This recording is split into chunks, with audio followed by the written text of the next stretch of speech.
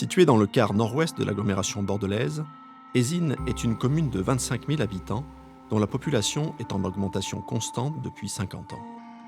Pour répondre à la forte demande de logements et d'équipements, de nombreux aménagements ont été réalisés depuis le début des années 1970 qui ont transformé progressivement son territoire. Grands ensembles, lotissements pavillonnaires, zones d'activité commerciale et voies rapides ont ainsi pris place dans le paysage, donnant à Ézines les traits de la modernité qu'on lui connaît aujourd'hui.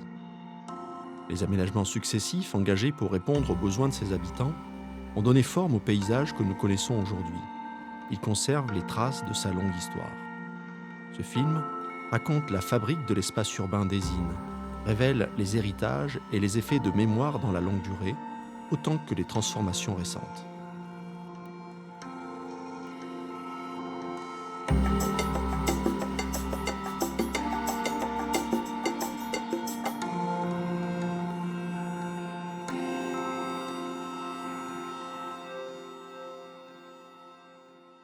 Les cartes et plans anciens conservés dans les fonds d'archives permettent d'analyser les formes du paysage et d'en révéler les logiques d'organisation au milieu du XIXe siècle. Le territoire d'Ézines apparaît alors maillé par de nombreuses voies qui le traversent et le relient à celui des communes voisines du Taillan et de Blanquefort au nord, de Mérignac au sud, du Haillan à l'ouest et de Bruges, du Bouscat et de Codéran à l'est. La plupart de ces voies sont anciennes, sinon très anciennes, comme l'actuelle avenue du Taillan-Médoc, qui reliait au Moyen-Âge Soulac à Bordeaux par une ancienne voie romaine connue sous le nom de la Levade. D'autres sont beaucoup plus récentes, comme la route du Médoc et l'avenue de Pauillac, dont le tracé très rectiligne recoupe les formes préexistantes, notamment les chemins qui convergeaient vers le Moulin Noir, désignant ce lieu comme un point de franchissement ancien de la Jalle.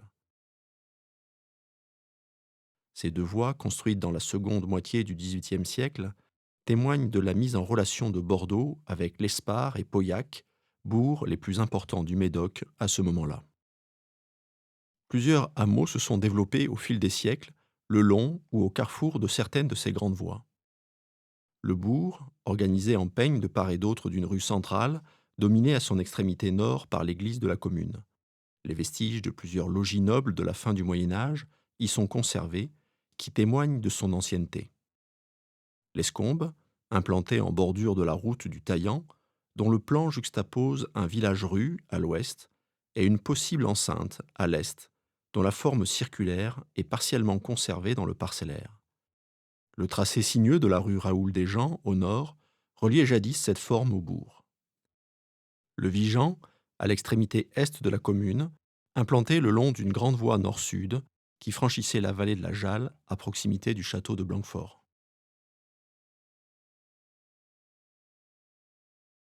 Le Haillan, à l'ouest, implanté sur la route de Saint-Médard. Ce hameau a été érigé en commune en 1867 par décret de Napoléon III, amputant Ézines de la partie occidentale de son territoire. Au centre de ce qui était le territoire primitif de la commune, l'analyse des formes met en évidence une grande auréole circulaire d'environ 2 km de diamètre et 6 km de circonférence. Elle est matérialisée par des voies, des chemins et des limites parcellaires fortes, hormis au nord où son tracé semble avoir été occulté par la construction de la route du Médoc et du château de Cantinoles. Elle est traversée d'est en ouest et du nord au sud par plusieurs grandes voies, dont le vieux chemin de Soulac, qui se croisent au niveau du hameau de l'Escombe. À l'intérieur, les formes parcellaires correspondent aux cultures pratiquées à Ézines au milieu du XIXe siècle, soit des prés et des jardins au nord de la commune, des vignes au centre, des terres et des bois mêlés au sud. Ces bois pourraient être les reliques d'une ancienne forêt royale, bien attestée par les textes, qui couvraient au Moyen Âge tout l'ouest de Bordeaux. Le roi d'Angleterre et duc d'Aquitaine, Édouard Ier, en avait relancé le défrichement dans les années 1270, ordonnant à son administration qu'elle soit réduite en terres labourables. Cette auréole circulaire pourrait donc être la trace d'un des défrichements organisés à cette époque, ce type de forme étant également attesté à Mérignac et à Martignas-sur-Jalle. Ces défrichements semblent avoir été poursuivis à l'époque moderne, dans le cadre de la constitution de grands domaines tels ceux de La Motte-Lescure, de La Forêt ou de Bois-Grammont.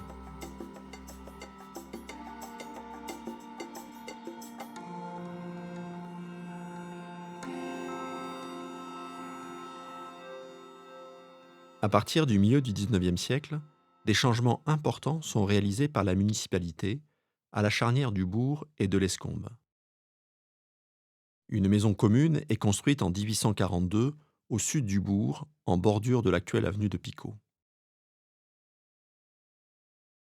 Un lotissement des Choppes est aménagé dans les décennies qui suivent, le long de l'actuelle avenue de la Libération, reliant les deux hameaux en un seul ensemble urbain.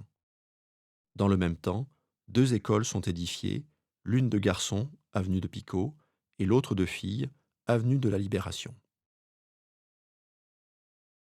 Alors qu'elle achève la construction de la maison commune, la municipalité mène un autre projet d'envergure, celui de la reconstruction de l'église paroissiale. Le clocher de l'église Saint-Martin, situé alors au nord du bourg, touché par la foudre, s'est effondré en 1847 et la partie conservée n'est maintenue que par des étés. Le 26 mars 1850, les époux Barrière, propriétaires de la maison Guiraud, font donation à la commune d'un terrain d'un peu plus d'1 hectare en surplomb du bourg en vue de construire une nouvelle église, le presbytère, et d'aménager un nouveau cimetière. Le conseil municipal décide le 7 mai 1854 la démolition de l'ancienne église et la construction d'une nouvelle.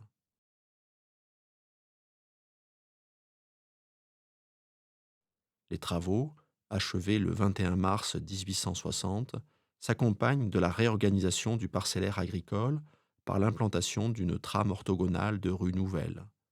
La percée dans l'axe de l'église de l'actuelle avenue de Verdun relie dès lors l'église au bourg.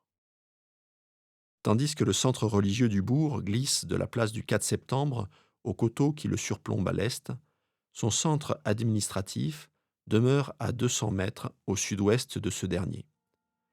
Autour de la place du 4 septembre, désormais vide, émerge à la fin du XIXe siècle un nœud de voie rapide constitué par la route du Médoc, la ligne du tramway et la voie de chemin de fer de Bordeaux à Lacanau. Ézine s'inscrit alors dans le réseau moderne des voies locales de communication.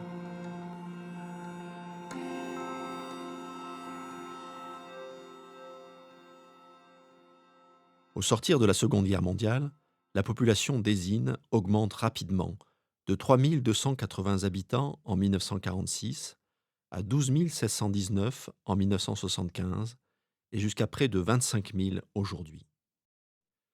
Cette attractivité se traduit par la construction de nombreux logements. Dans les années 1950, les constructions se développent autour des hameaux historiques et au long du tracé des lignes de tramway du XIXe siècle. Les lotissements résidentiels apparaissent au milieu des années 1960.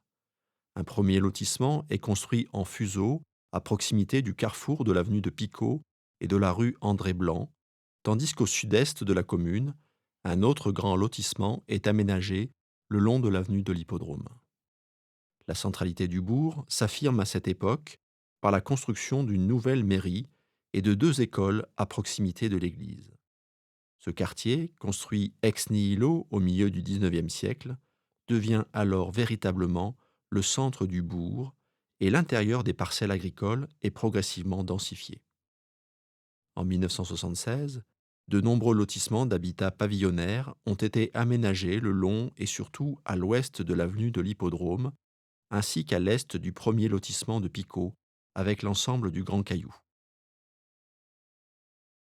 Entre les deux, l'emprise de la future rocade, décidée en 1958 par Jacques Chaban-Delmas, a gelé le foncier et bloqué l'expansion urbaine. Sa construction, achevée en 1981 pour la partie située à Ézine, amplifie pour plusieurs décennies les dynamiques amorcées dans les années 1960.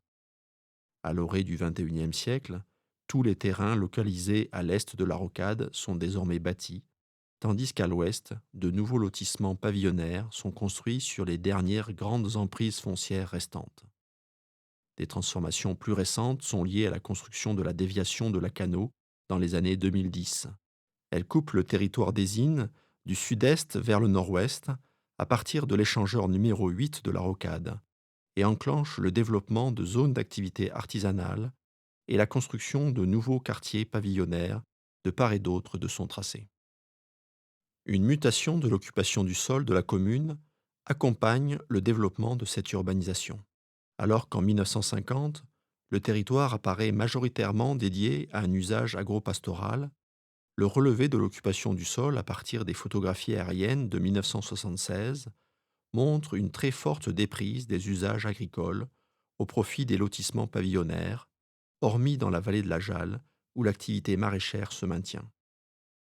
Autour du bourg, tant à l'est qu'à l'ouest, s'observe une mosaïque d'usages où se mêlent culture, habitat individuel résidentiel et espaces semi-naturels ou végétalisés.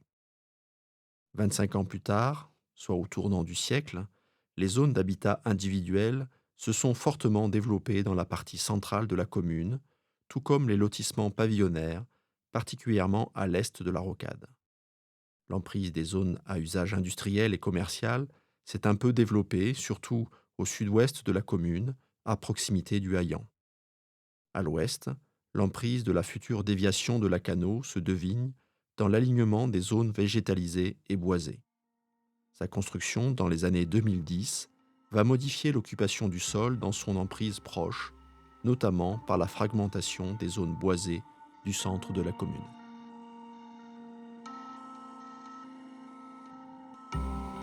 L'analyse des photographies aériennes, des cartes et des plans anciens et actuels montre les héritages du passé lointain. Comme les aménagements récents, ils tissent la matrice des formes du paysage de la commune d'Ésine. Suivre la trace des transformations successives aide à comprendre comment ce territoire a traversé le temps en s'adaptant pour prendre la forme qu'il offre aujourd'hui avec ses atouts et ses opportunités. Les projets actuels s'inscrivent dans cette longue histoire.